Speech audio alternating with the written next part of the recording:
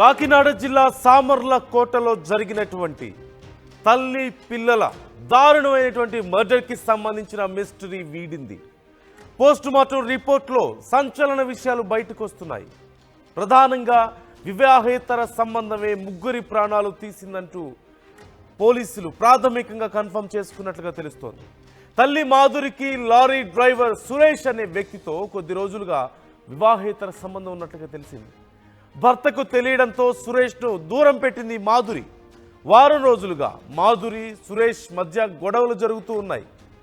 భర్త ధనుంజయ్ లేని సమయంలో సురేష్ ఇంట్లోకి వచ్చి అర్ధరాత్రి మాధురిపై సురేష్ దాడి చేశాడు. నిద్రలో నుంచి లేచిన కూతుర్లు నిస్సి ప్రైజీలపైన కూడా దాడి చేసి అత్యంత దారుణంగా వాళ్లను కూడా హత్య చేశాడు. రాడ్డుతో తల్లి పిల్లలను తలలను నుజ్జుగా పగలగొట్టాడు సురేష్. సెల్ ఫోన్ సిగ్నల్ ఆధారంగా సురేష్ను పాలకొల్లులో పోలీసులు అదుపులోకి తీసుకున్నట్లుగా తెలుస్తోంది. పూర్తిగా జరిగినటువంటి ఘటనను మనం చూస్తున్నాం. భర్త పని మీద వెళ్తే ఒక లారీ డ్రైవర్తో ఆ భార్య అనైతిక సంబంధాన్ని కొనసాగిస్తోంది. అయితే భర్త లేని సమయంలో ఆ సురేష్ అనే వ్యక్తి వచ్చి వెళ్తూ ఉండడంతో కొన్ని రోజులు బాగానే ఉన్నప్పటికీ స్లోగా విషయం బయటకు పొక్కింది. చుట్టుపక్కల వాళ్ళు వీళ్ళు మాట్లాడుకోవడంతో భర్త వరకు ఈ విషయం వెళ్ళింది. భర్త ధనుంజయ్కి ఈ విషయం తెలిసి భార్యను మాధురిని మందలించాడు. అయితే ఇక భర్తకు తెలిసింది సమస్య ఎలా ఉంది, కుటుంబం రోడ్డును పడుతుందేమో అన్న భయంతో మాధురి సురేష్ను దూరం పెట్టడం మొదలుపెట్టింది. తన దగ్గరికి రావద్దని, తనను కలవద్దని, తన కాపురం పాడైపోతుందంటూ వేడుకుంది. అయితే సురేష్ మాత్రం ఈ దూరంతో పగ పెంచుకున్నాడు, కక్ష పెంచుకున్నాడు. నన్నే దూరం పెడుతుందా అంటూ మాధురిని ఎలాగైనా సరే ఏదో ఒకటి చేయాలంటూ ప్లాన్ చేసుకున్నాడు. అయితే పగలు సమయంలోనో, పగటి పూటనో, లేదంటే సాయంత్రం వేళలో ఖచ్చితంగా ఎవరైనా చూసే అనుమానం ఉంది, చూసే ప్రమాదం ఉంది.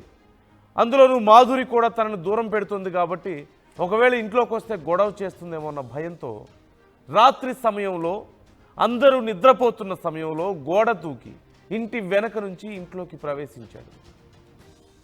వచ్చిన తర్వాత మాధురికి సురేష్కి ఒకరితో ఒకరు మాటల యుద్ధం అయింది. తన దగ్గరికి రావద్దంటూ చెప్పింది, తన కాపురం నాశనం చేయొద్దంటూ వేడుకుంది. కానీ సురేష్ మాత్రం ఆ యువతి మీద కోపంతో దుర్భాషలాడుతూ అత్యంత దారుణంగా దాడి చేసినట్లుగా తెలిసింది.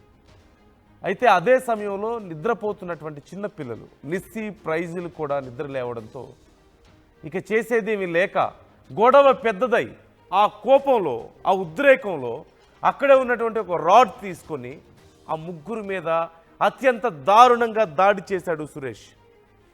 రాడ్డుతో కొట్టడంతో ఆ ముగ్గురు ప్రాణాలు కోల్పోయారు.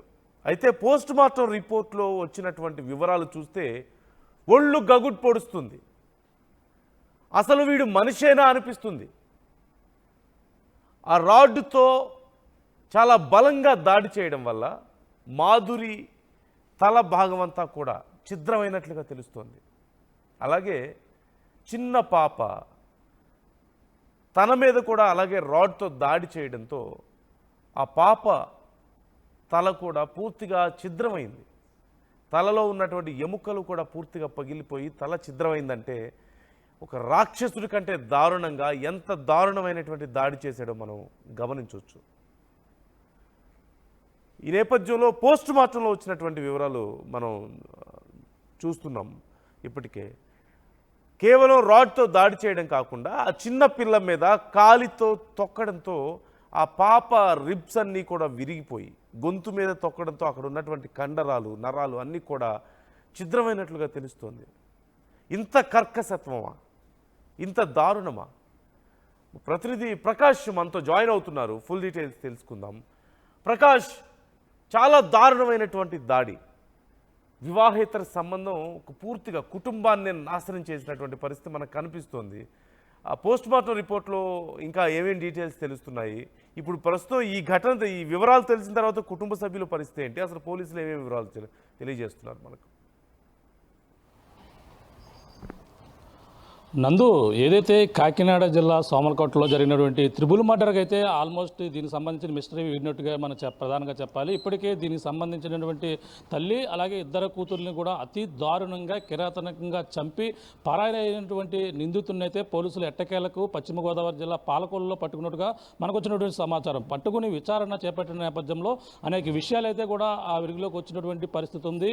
తానంతా కూడా ప్రధానంగా తాను దొరకడానికి గల ప్రధాన కారణం కూడా నిందితుడు ఎవరైతే బాధితుల మృతురాలు ఎవరైతే ఉన్నారో మాధురి సెల్ ఫోన్తో పాటు తన మొబైల్ ఫోన్ కూడా పట్టుకెళ్లిన నేపథ్యంలోనే సాంకేతిక ఆధారంగా పోలీసులు బృందాలుగా విడిపోయారు. తన కోసం అయితే పట్టుకునేందుకు కూడా వెళ్ళిన నేపథ్యంలోనే ఆ ఫోన్ రెండు ఫోన్లు కూడా ట్రాక్ చేశారు. రెండు ఫోన్లు ట్రాక్ చేసిన నేపథ్యంలోనే ఆ మాధురి సంబంధించినటువంటి ఫోన్ కొంత దూరం వెళ్ళిన తర్వాత తన ఫోన్ ఎక్కడైనా పాడేసి ఉండాలి, కొంత దూరం వెళ్ళిన తర్వాత ఆగిపోయినటువంటి పరిస్థితి ఉంది. తనదైతే ఆ పోలీసులు అయితే ఎట్టకేలకైతే తన పాలకొల్లో పట్టుకుని తీసుకొచ్చి విచారించిన నేపథ్యంలో ఎట్టకేలకైతే ఆ పోలీసులు విచారణలో మొత్తం జరిగినటువంటి ఘటనపై అంతా కూడా నిజాలు ఒప్పుకున్నట్టుగా మనకు వచ్చినటువంటి సమాచారం మాత్రమే. దీనిపై విషయాలు అయితే పోలీసులు అయితే తెలియజేయాలి. దీంట్లో మనం ప్రధానంగా చూసుకుంటే వివాహేతర సంబంధం మాధురితో అలాగే ఈ యొక్క అక్రమ సంబంధమే ప్రధానంగా.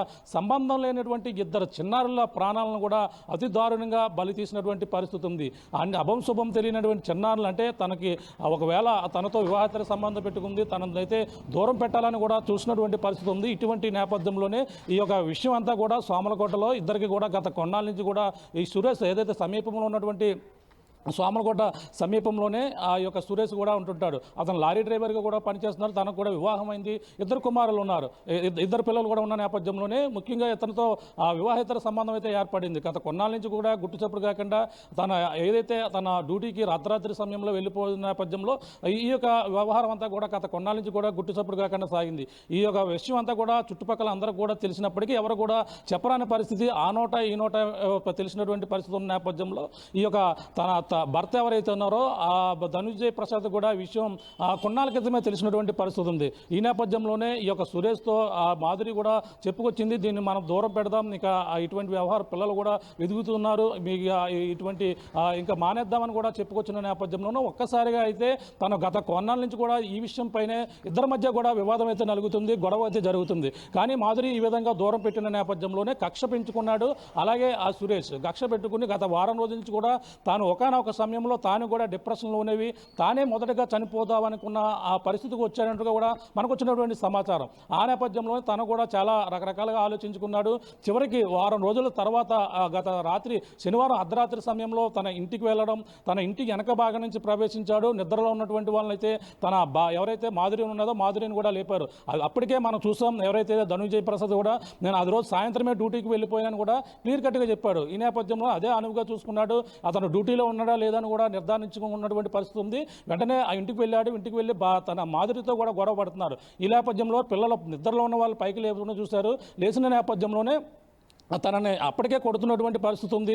ఆ నేపథ్యంలోనే ఒక్కసారిగా పిల్లల్లో కూడా లేచిన నేపథ్యంలో ఆ కోపం ఆగ్రోశం తట్టుకోలేక తన పిల్లలపై కూడా దాడి చేసినటువంటి పరిస్థితి అక్కడ కనపడుతుందని మనకు ప్రధానంగా ఈ యొక్క కేవలం ఇన్వెస్టిగేషన్ మాత్రమే, పూర్తి వివరాలు అయితే పోలీసులు చెప్పాలి. కానీ అప్పుడు ఆ సమయంలో కొట్టిన వెంటనే అక్కడి నుంచి గోడ దూకి వెళ్ళి పారిపోయినటువంటి పరిస్థితి ఉంది. తను వచ్చేటప్పుడు కూడా ఆ గోడ దూకి వెళ్ళిపోయిన సమయంలోనే అక్కడ ఏదైతే ఒక అపార్ట్మెంట్ ఒక బిల్డింగ్ కూడా కడుతున్నారో అక్కడ కన్స్ట్రక్షన్ జరుపుతున్నటువంటి ఆ కర్రలు అలాగే రాడ్లు కూడా ఉంటాయి. అందులో ఓసలకు సంబంధించి వచ్చేటప్పుడు ఒక రాడ్ కూడా అక్కడి నుంచే పట్టుకుని వచ్చినట్టుగా మనకు వచ్చినటువంటి సమాచారం. అప్పుడైతే లోపలికి వెళ్ళడం, దాన్ని అయితే తనతో తెచ్చుకున్నటువంటి రాడ్డుతో పాటు తన ముందు మాధురిని కొట్టుతున్న నేపథ్యంలో పిల్లలు కూడా లేచారు. ఆ కోపంలోనే పిల్లలపై కూడా దాడి చేసి అతి దారుణంగా కిరాతకంగా ఇద్దరిని కూడా చంపినటువంటి పరిస్థితి ఉంది. మొత్తం మనం చూసుకుంటే చనిపోయిన తర్వాత అతనైతే పారిపోయే ప్రయత్నం చేసి అలాగే అక్కడ ఏదైతే ఇతర జిల్లాలకు రాత్రి మీదే ప్రయాణం చేశాడు. దూరం పశ్చిమ గోదావరి జిల్లా పాలకొల్లులో అయితే అక్కడికి వెళ్ళిపోయినటువంటి పరిస్థితి ఉంది. ఈ సీన్ ఇలా ఉంటే ఉదయం తన భర్త వచ్చి చూసేసరికి ఈ యొక్క రక్తపు మడుగులో అందరూ కూడా పడి ఉన్నారు. పడి ఉండడం చూసి ఒక్కసారిగా షాక్కు గురయ్యాడు ఆ ప్రసాద్. వెంటనే పోలీసులకు సమాచారం ఇచ్చారు. తాళాలు వేసి మొత్తం అన్నీ ఉన్నప్పటికీ తాళాలు బద్దలు కొట్టి లోపలికి వెళ్ళినటువంటి పరిస్థితి అయితే కనబడుతుంది. ఈ నేపథ్యంలో మొత్తం ఈ యొక్క ఆ లోపలికి పోలీసులు వచ్చి క్లూస్ టీమ్ సహాయంతో మొత్తం అన్ని కూడా పరిశీలించినప్పటికీ ఆ డాగ్స్ ఏ విధంగా వెళ్ళాయో మొత్తం అన్ని కూడా పరిశీలించిన నేపథ్యంలో అక్కడి నుంచి ఆ ఇంటి వెనక భాగం నుంచి రోడ్డు భాగంలో జగనన్న కాలనీ వైపు వెళ్ళారు. అక్కడే సీసీ ఫుటేజ్లో కూడా తన దృశ్యాలు కూడా రికార్డ్ అయినటువంటి చంపినటువంటి పరిస్థితి ఉంది. మొత్తం ఈ యొక్క లొకేషన్ ఆధారంగా సీసీ ఫుటేజ్ల ఆధారంగా మొత్తం పోలీసులు ఇన్వెస్టిగేషన్ చేసిన నేపథ్యంలోనే ముఖ్యంగా మాధురికి సంబంధించిన ఫోన్ నెంబర్లను సేకరించి దానితో ఆ లొకేషన్ అంటే తన ఎప్పటి నుంచి కాంటాక్ట్లో ఉన్నాడు, ఎప్పటి నుంచి తనతో మాట్లాడుతున్నారని కూడా ఈ కాల్ డేటా సేకరించిన నేపథ్యంలో సురేష్ అనే వ్యక్తి కూడా వచ్చినటువంటి పరిస్థితి ఉంది. ఆ నేపథ్యంలోనే తన అనుమానం అయితే కరెక్ట్ అయింది. పోలీసులు విచారించగా తనతో కొన్నాళ్ళ నుంచి కూడా వివాహేతర సంబంధం ఉన్నట్టుగాను ఈ యొక్క దూరం పెడుతుందనే కోపంతోనే ఈ విధంగా చేసినట్టుగా కూడా పోలీసుల విచారణలో తనతో ఒప్పుకున్నట్టుగా మనకు వచ్చినటువంటి సమాచారం మాత్రమే. ఈ యొక్క విషయాలన్నీ కూడా ప్రస్తుతం స్థానికంగా సంచలనంగా మారింది. అభశుభం తెలియనటువంటి తన భార్య ఎవరైతే భార్యపై ఈ విధంగా చంపినటువంటి వారిపై కఠిన చర్యలు తీసుకోవాలన్న పక్కన భర్త కన్నీరు మున్నీరుగా వెలిపిస్తున్నటువంటి ఘటన కూడా మనం చూస్తాం. ఈ నేపథ్యంలో మనం చూసుకుంటే ఈ ఘటనపై చుట్టుపక్కల ఉన్న వాళ్ళందరూ కూడా ఆగ్రహావేశాలతో అయితే ఊగిపోతున్నటువంటి పరిస్థితి ఉంది. ఎందుకంటే తనతోనే కోపం ఉంటే తనపైన చూసుకోవాలి, కానీ చిన్నారులు అభశుభం తెలియని చిన్నారులు ఏ పాపం చేశారంటూ కూడా అతను అతి దారుణంగా రాడ్డుతో ఎందుకు కుట్టారనే కోణంలోనే అందరూ కూడా కోపాగ్రహం అయితే అవుతున్నటువంటి పరిస్థితి ప్రధానంగా ఉంది. ఏదేమైనా ఈ ఘటన అయితే సంచలనంగా మారింది. ఈ విషయంపై పోలీసులు మొత్తం పూర్తిగా వివరాలు అయితే ఈరోజు సాయంత్రం కల్లా మీడియా ముఖంగా కూడా తెలియపరిచే అవకాశం అయితే క్లియర్ కట్గా కనపడుతుంది. ప్రస్తుతం అయితే ఇంకా అంటే తను ఒక్కడే చేశాడా ముగ్గురు లేదంటే ఇంకా ఎవరైనా ఉన్న కోణంలో కూడా ఇంకా డేటా అయితే పోలీసులు అయితే సేకరిస్తున్నటువంటి పరిస్థితి అయితే కనపడుతుంది. ముఖ్యంగా ఈ యొక్క చంపినటువంటి విధానాన్ని చూస్తుంటేనే ఎవరైతే ఈ యొక్క సురేష్ ఉన్నాడో సురేష్ పిల్లల్ని ఏ విధంగా చంపారో పోస్ట్ మార్టం రిపోర్ట్లు అయితే సంచలన నిజాలే బయటకు వచ్చాయని చెప్పాలి. అతి క్రూరంగా తలపైన బాధనమే కాకుండా తన పెద్ద కుమార్తెను అయితే తల ఎదర భాగంలో తీవ్రంగా గాయపరచడం నేపథ్యంలోనే గుర్తుపట్టడానికి విధంగా కూడా ఉందని కూడా డాక్టర్లు కూడా ఆశ్చర్యపోయారన్నట్టుగా మనకు వచ్చినటువంటి విశ్వసనీయ సమాచారం మాత్రమే. అందులో చిన్న పాప ఎవరైతే ఉన్నారో ఆ ప్రైజ్ కూడా చాలా దారుణంగా కుట్టి చంపాడు. తన తలపై కొట్టడమే కాకుండా తన రొమ్ములపై పీకపై కూడా కాలేజ్ తొక్కినట్టుగాను రొమ్ములపై తొక్కినట్టుగా ఉన్న ఆ బోన్స్ అన్ని కూడా నలిగిపోయినట్టుగా కూడా పోలీసు డాక్టర్లు కూడా తెలిసినట్టుగా తెలుస్తుంది. ఈ నేపథ్యంలో తననైతే ముఖం అంతా మాధురిని చూసాం, తన గుర్తుపట్టలేని విధంగా ముఖమైన ఛిద్రం చేసినటువంటి పరిస్థితి కనపడుతుంది. ఈ విధంగా ఆ యొక్క చంపిన తీరును చూస్తుంటే చాలా డాక్టర్లు కూడా ఆశ్చర్యపోయినటువంటి పరిస్థితి ప్రధానంగా కనపడుతుందని చెప్పాలి.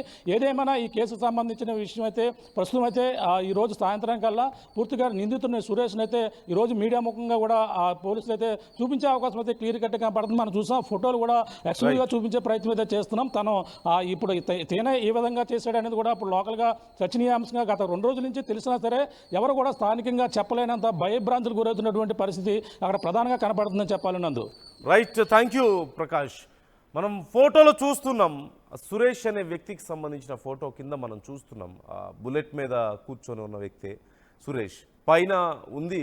పైన ఉన్నటువంటి ఫోటోలో ఆ దంపతుల ఫోటో మనకు కనిపిస్తుంది. మరోవైపు ఆ సురేష్ అనే వ్యక్తి ఆ సీసీ కెమెరాలో రికార్డ్ అయినటువంటి విజువల్స్ కూడా మనం చూస్తున్నాం. అదిగో ఆ వ్యక్తి అత్యంత దారుణంగా తల్లిని 2 చిన్న పిల్లల్ని చాలా భయంకరంగా దాడి చేసి రాక్షసుల కంటే దారుణంగా వ్యవహరించి వాళ్ళ ప్రాణాలు తీసినటువంటి ఘటన. ఒక అనైతిక సంబంధంతో ఒక కుటుంబం అంతా కూడా పూర్తిగా ఛిద్రమైపోయినటువంటి పరిస్థితి మనం చూస్తున్నాం. తల్లి 2 పిల్లలు ప్రాణాలు పోగొట్టుకున్నారు. ఇప్పుడు భర్త కానీ వారి ఇటు కుటుంబం కానీ 2 కుటుంబాలు కూడా ఈ ఘటనకు సంబంధించి ఎలా చెప్పుకోవాలి తమ బాధను. మరోవైపు సురేష్ అతని కుటుంబం కూడా ఏమని చెప్పగలుగుతుంది బయట సమాజానికి. మీ కొడుకు ఇలా చేశాడు కదా అని రేపు సమాజం ప్రశ్నిస్తే, బయట ఉన్నటువంటి ప్రజలు ప్రశ్నిస్తే ఎలా తలెత్తుకొని తిరగలుగుతారు? దారుణమైనటువంటి పరిస్థితి మనకు కనిపిస్తోంది. సురేష్ను సిగ్నల్ ఆధారంగా ఫోన్ సిగ్నల్ ట్రేస్ చేసి సురేష్ను పట్టుకున్నట్లుగా తెలుస్తోంది. హత్య చేసిన తర్వాత అతను ఇతర ప్రాంతాలకు పారిపోయే ప్రయత్నం చేసినట్లుగా తెలుస్తోంది. అప్పటికే చాలా దూరం వెళ్ళిపోయాడు. అయితే ఫోన్ సిగ్నల్ ఆధారంగా అతన్ని పోలీసులు అదుపులోకి తీసుకున్నట్లుగా తెలుస్తోంది. ఈరోజు పోలీసులు ప్రెస్ మీట్ పెట్టి అతన్ని మీడియా ముందు కూడా ప్రవేశపెట్టే అవకాశం ఉంది అంటూ తెలుస్తోంది. అయితే ఈ పోస్ట్ మార్టం రిపోర్ట్ చూసిన తర్వాత ఒళ్ళు గగురు పోస్తుంది. ఇంత దారుణంగా తల్లిని, చిన్న పిల్లల్ని, 4 ఏళ్ళు 6 ఏళ్ళ చిన్న ఆడపిల్లల్ని అంత దారుణంగా తలలు ఛిద్రమయ్యేటట్టు, పక్కటెముకలు విరిగేటట్టు, గొంతు ప్రాంతంలో ఉన్నటువంటి ఆ కండరాలు, ఎముకలు కూడా ఛిద్రమయ్యేంత భయంకరంగా రాడ్లతో కొడుతూ, కాళ్లతో తంతు, అంత దారుణమా? అంత పెద్ద పాపం ఏం చేసింది మాధురి? అంత పెద్ద పాపం ఆ చిన్నపిల్లలు ఏం చేశారు? వాళ్ళ జీవితాలను ఎందుకు అలా నాశనం చేయాలి? కేవలం ఒక వివాహేతర సంబంధం 2 కుటుంబాలను రోడ్డున పడేసింది, 3 ప్రాణాలను తీసింది. చిన్న పిల్లలు, 2 ఆడపిల్లల ప్రాణాలు పోవడానికి కారణమైంది. అభంశుభం తెలియని పిల్లలు, వాళ్ళకేం తెలుసు? తన తల్లి ఏం చేస్తుందో, వచ్చిన వ్యక్తి ఎవరో, తన తల్లిని ఎందుకు కొడుతున్నాడు, నిద్రలోంచి లేచి భయపడుతుంటే తమ మీద ఎందుకు దాడి చేస్తున్నాడు, వాళ్ళకి ఏం తెలుస్తుంది పాపం? అభంశుభం తెలియని చిన్న పిల్లల ప్రాణాలను పొట్టన పెట్టుకున్నాడు ఆ వ్యక్తి. ఎలాంటి శిక్ష వేయాలి? తాము కొనసాగిస్తున్నటువంటి ఈ వివాహిత సంబంధం కొనసాగడానికి ఇక లేదు, నా భర్తతో సమస్య అవుతుంది, నా కాపురం రోడ్డున పడుతుంది, నా కుటుంబం నాశనం అయిపోతుంది అంటూ భయపడ్డమా తను చేసిన తప్పు? అది క్షణికావేశమా? ఏదో మాట్లాడుతూ మాటలు పెరిగి ఒకవేళ ఏదైనా దాడి జరిగితే క్షణికావేశం అనుకోవడానికి అవకాశం ఉంటుంది. కానీ కొన్ని రోజులుగా తనను మాధురి పట్టించుకోవడం లేదని, దూరం పెడుతుందని సురేష్కి కోపం వచ్చి పగ పెంచుకొని ప్లాన్ చేసి పక్కాగా రాత్రి గోడ దూకి ఇంట్లోకి ప్రవేశించి ఆ యువతి మీద పిడిగుద్దులు కురిపిస్తూ దాడి చేసి ఒక రాడ్తో కొట్టి అత్యంత దారుణంగా ఆ యువతి ప్రాణాలు తీశాడు. మరోవైపు చిన్నపిల్లలు నిద్రలేస్తే ఏం జరుగుతుందో తెలియక ఆ అలజడికి నిద్రలేచి ఎవరో తన తల్లి మీద దాడి చేస్తున్నారని ఆ పిల్లలు భయంతో ఉంటే వాళ్ళను కూడా కనీసం అసలు ఏం జరిగిందో కూడా బయటకు చెప్పుకోలేని వయసు చిన్నపిల్లలు. అలాంటిది వాళ్ళ మీద కూడా అసలు ఈ ఘటనతో ఏమీ సంబంధం లేదు వాళ్ళకి. కనీసం ఒకవేళ నిజంగా తన తల్లి మీద ఎవరో దాడి చేసి అలా చేసినా సరే ఎవరు చేశారు అంటే చెప్పుకోలేరు పిల్లలు. వాళ్ళకి ఏం తెలియదు. అంత చిన్నపిల్లలు, 4 ఏళ్ల పాప, 6 ఏళ్ల పాప, వాళ్ళ మీద కూడా అత్యంత దారుణంగా దాడి చేసి వాళ్ళ శరీర భాగాలు ఛిద్రమయ్యేంతగా దాడి చేసి చంపి